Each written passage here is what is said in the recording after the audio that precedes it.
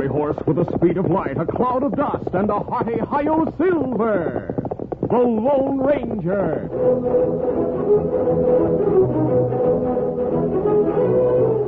Before this exciting adventure, a word from our sponsor.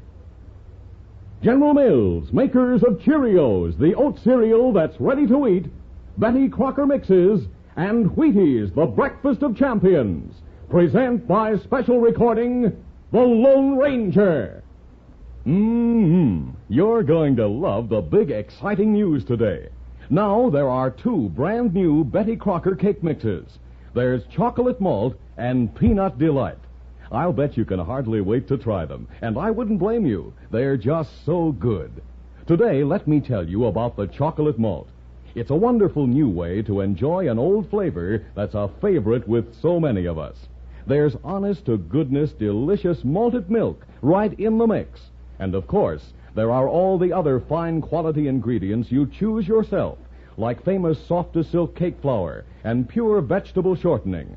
And because it is a Betty Crocker cake mix, Mom knows it's the easiest way ever to bake a perfect cake. So next time Mom goes shopping, be sure to remind her to get that brand new delicious treat, Betty Crocker's Chocolate Malt Cake Mix. You'll love it.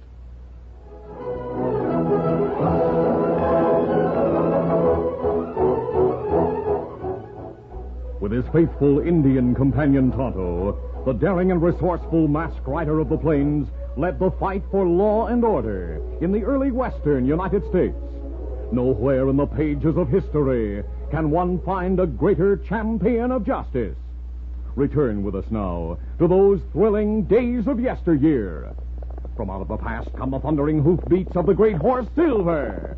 The Lone Ranger rides again. Come on, Silver. Let's go, big fella. I'll Silver. Hooray!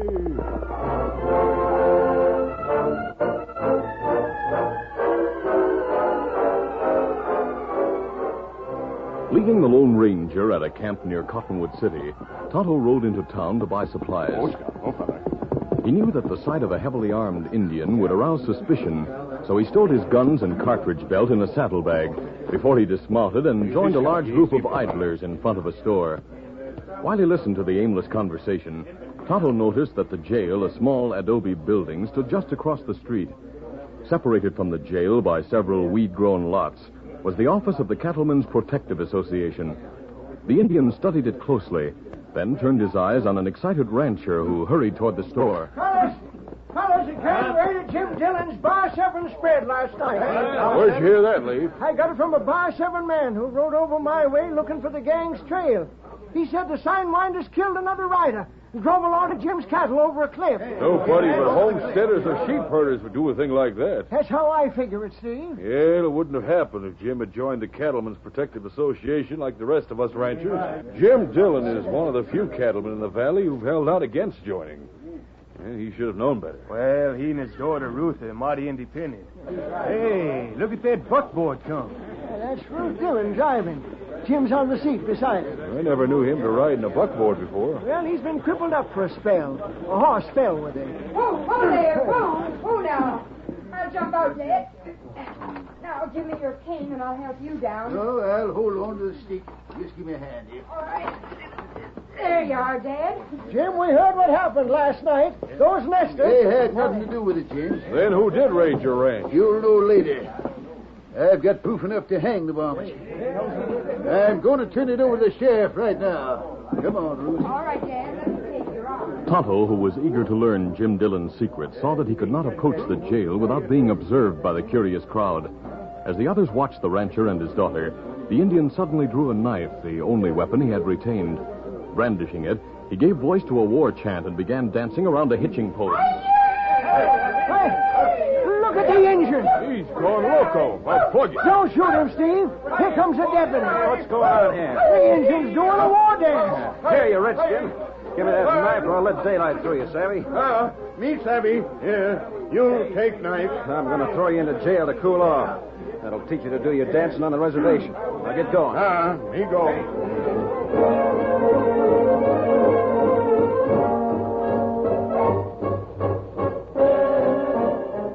Meanwhile, Meanwhile, two men had met on the second floor of the building which housed the headquarters of the Cattlemen's Protective Association.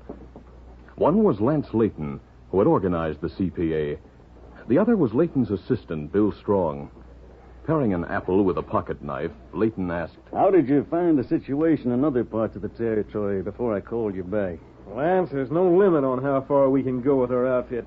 Say, how come you call me back just to lead the raid on Jim Dillon's spread? Well, I couldn't trust any of our hired gunmen to manage it. There's one thing in your letter I didn't savvy. Yeah? What was that? I'll show you.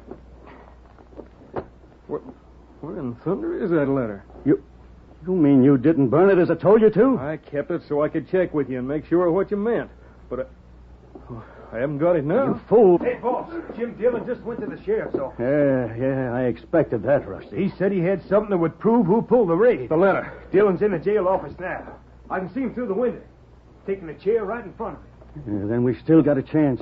Hey, what are you doing with that apple? Boring a hole in it. Now I'll stick it on the muzzle of this ballad rifle. Here. See how it fits? Oh, yeah, I see. Open the window a little. Take this rifle. I want you to plug Dillon. What's the apple for? To muffle the shot so it won't be heard outside this building. Can you aim with it on the muzzle? I can hit that fella in the jail office shooting from the hip. All right. I'm going to jail right now. Rusty, you're to shoot the moment you see that I'm inside. In the excitement, I'll try to get hold of that confounded letter.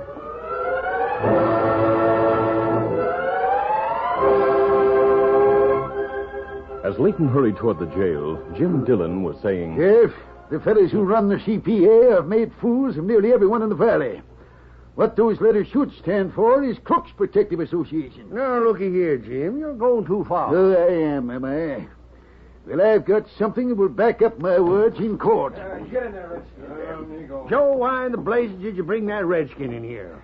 He was acting up across the street. I've got troubles enough without being bothered with him. Run him out of town. You heard the sheriff, Injun. Get back to your reservation and stay there. Having no other choice than to obey, Tonto moved reluctantly toward the door. But before he reached it, Lance Layton entered. Howdy, Sheriff. Howdy, Lance. Step up here and face Jim Dillon. Jim says he has evidence that you fellas who manage the CPA outfit are crooks. Well, he's lost his mind. That's what I think. Where's your evidence, Jim? Right here in my... What was that? Look at that window. Bullet hole. Dad, what ails you? He fell out of his chair. Dad. Oh, Dad. Oh, here, let me look at him, miss. There, I got his shirt off. Sheriff, please call the doctor. No, it's too late now. What? Your father's gone. No, it can't be. One of those hill fellas who raided his ranch must have got it. I didn't hear a shot, but it looks like the bullet came from that brush outside. Joe, get out there and look around. I'll gather up a posse. Right. I'll put the CPA boys on the case, even if Jim wasn't a member. Hey, you guys across the street. Get your horses. Jim Dillon's been murdered. Miss, me feel plenty sorry for you. Me try to get put in jail to help your father. Where you think him carry evidence? I don't know. He didn't even tell me he had anything of the kind. Hey, sir, there's nobody in this brush. And follow us. We're riding for the hill. There go possemen. Other people coming here. Me go now.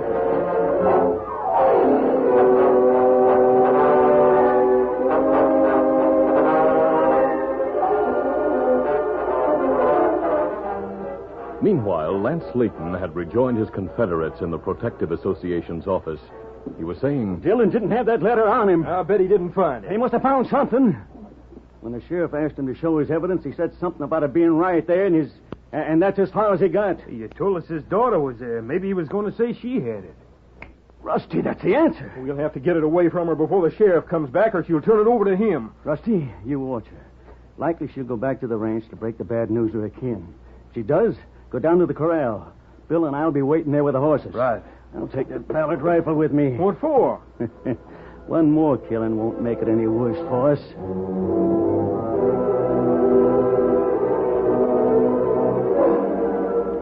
As the three crooks left the office, the Lone Ranger, who had been alerted by the hue and cry of the departing posse, left Silver and slipped into the main part of Cottonwood City to learn what had happened.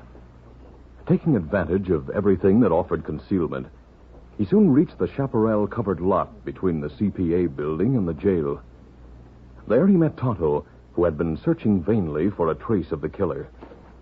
After the Indian had finished a quick report of all he had seen and heard, the masked man said, I'll help you make another search of this thicket, Tonto. Well, better we start by wall of CPA office. Me not look there. Is anyone in the building? Me not think so. Leighton, 2 other fellas, leave little while ago. Them locked door. All right, then come on. Cautiously working their way to the side of the office building, the masked man and Indian soon reached a point opposite the bullet-shattered window in the jail. Suddenly, the Lone Ranger bent forward and scooped something from the ground. What you find? A piece of apple with a very faint smudge of burned powder on it. What that mean? The killer used an apple to silence his gun. A potato or some other fruit or vegetable of that nature would have served as well. Me not see any sign that him stand here. He didn't. He couldn't have seen the lower part of the jail window because of the bushes. That's right. The only possible place from which he could have fired is the upper floor of the CPA building. Probably he stood well back in a room and shot through an open window. The powder blast and bullet shattered the apple. One piece fell here. And what we do now? Try to find Miss Dillon. After she recovers from the shock of her father's murder, she may be able to remember something that will enable us to find the evidence of which he spoke. Get up! Get up there! Get up! Let her go and buckboard. We'll stop her outside the town. Get Scout. I'll go after Silver.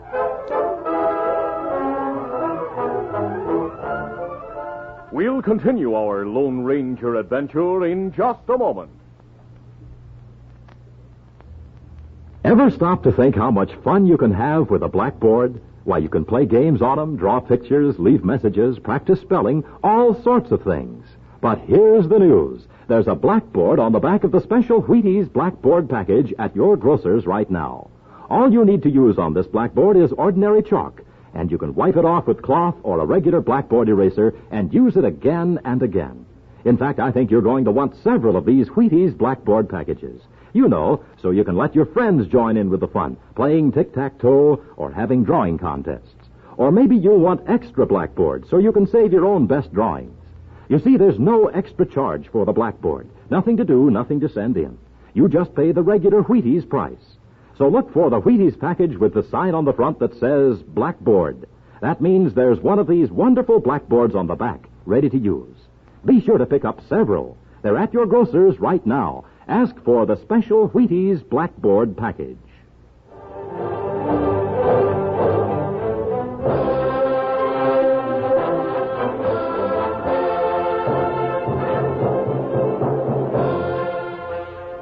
Now to continue.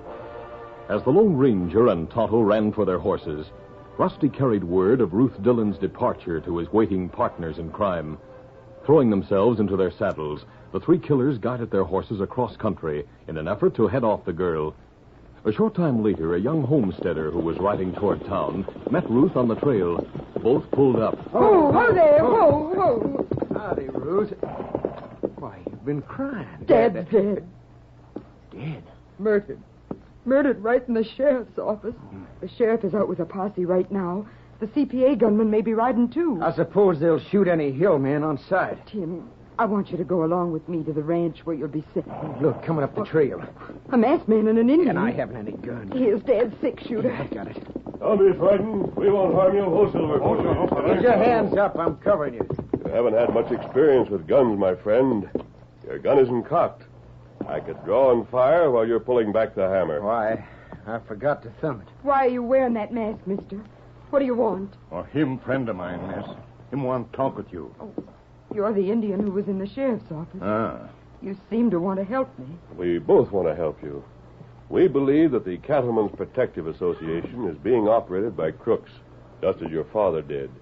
In all probability, he was shot from the CPA office with the connivance of Lance Leighton. But why? Apparently, the criminals were afraid your father would expose them. My friend Tonto tells me that you know nothing about the evidence he was about to show the sheriff. That's the truth. Where do you think your father could have found the evidence? I've been thinking of that, too. This morning I drove Dad out to the cliff where the cows and rider were killed. He walked around for a while, leaving me in the buckboard. When he came back, he said something about the association leaders being murderers, and then he told me to drive to town. Oh, Miss Dillon, will you and your friend lead us to the cliff? Yes, of course. Tim, put that gun away. Sure. I'll stick it inside my shirt. Get up! Come on, get him. Oh, Silver.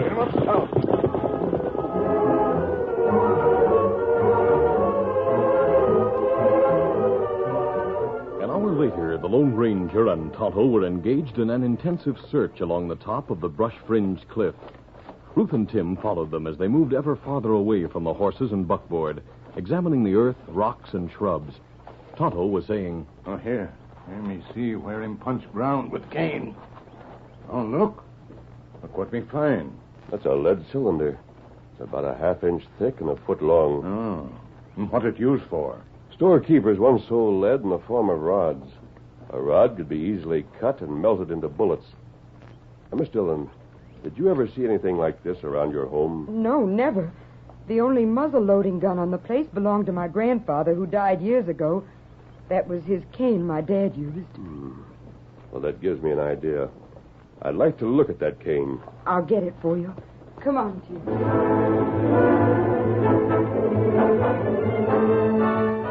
A few minutes later, Tonto looked up from the ground and observed. Boy, girl coming back with cane. Why you want it? Because that cane dates back to a time when it was a common practice for men to carry loaded walking sticks. Because firearms were untrustworthy and hard to conceal.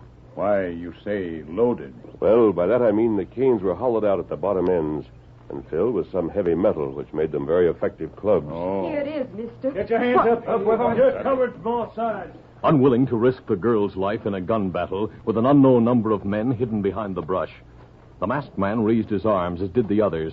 Leighton and his fellow crooks broke from cover. Him, Leighton. Rusty, get their guns. Right. What's the meaning of this? You'll find out soon enough. Yeah, I got the masked man's guns. That takes care of the Indian. Take off his mask. Then search the girl. You put your hands on Ruth. You'll do nothing. Take that. Oh, Tim! Throwing herself to her knees beside the stunned homesteader, Ruth shielded him from the eyes of the killers and snatched her father's revolver from inside his shirt, just as Leighton growled. I'll take that mask off myself. At that instant, Ruth cocked the gun, turned, and fired. Her bullet missed Leighton, at whom she had aimed, but hit Bill Strong. Wounded, the crook dropped his weapon and tumbled into the brush where he lay helpless. Leighton turned his gun on the girl. Before he could fire, the Lone Ranger sprang upon him, pinioning his right arm. Let go of that gun. Shoot him, Rusty. Rusty, who had kept his own six-shooter holstered while disarming the masked man and Indian, tried to draw. Then Tonto closed with him and bore him to the ground. While Tonto and Rusty rolled on the ground, the Lone Ranger and Leighton fought on their feet, crashing back and forth through the bushes. The CPA organizer, whose strength almost matched that of the masked man, still clung to his Colt. Oh, my arm! You're breaking my arm! Drop that gun. The struggle took the two men ever closer to the brink of the precipice.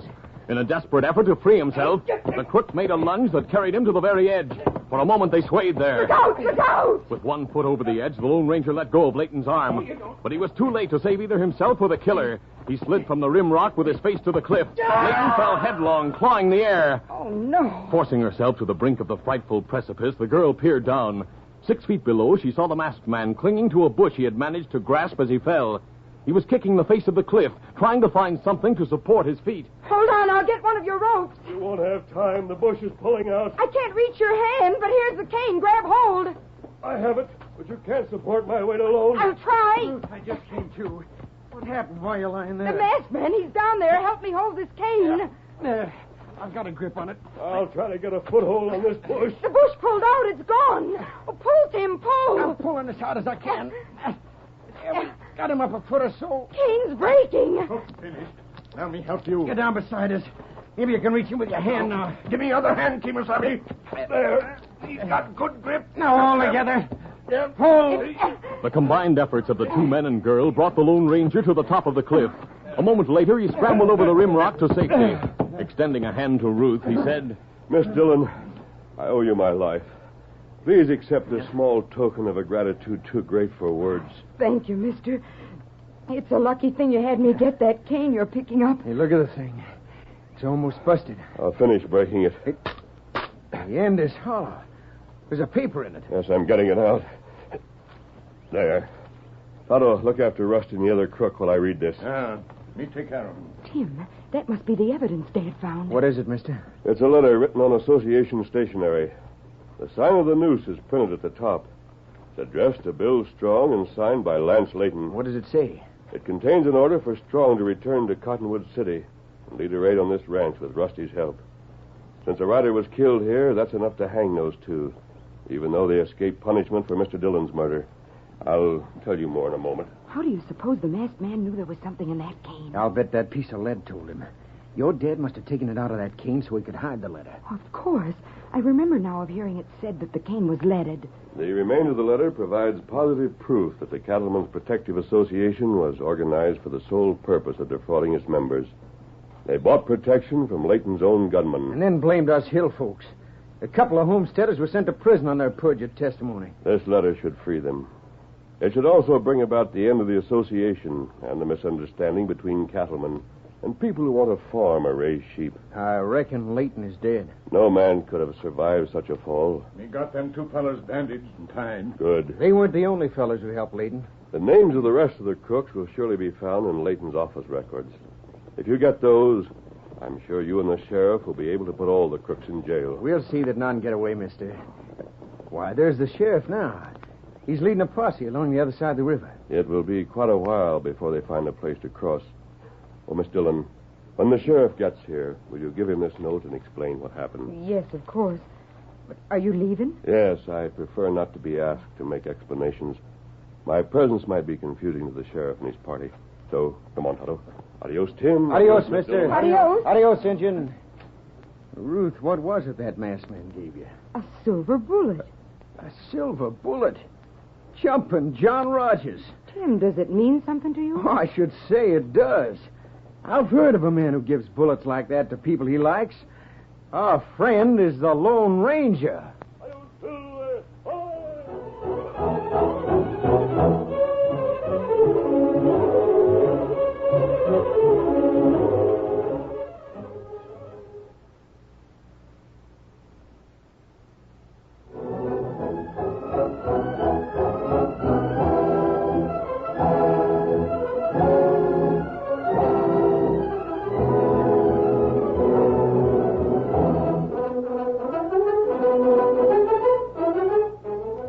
The Lone Ranger, a copyrighted feature of the Lone Ranger Incorporated, is produced by Trendle Campbell Muir Incorporated. The part of the Lone Ranger is played by Brace Beamer. Your announcer, Fred Foy. Listen to The Lone Ranger, brought to you by special recording Mondays through Fridays at this same time.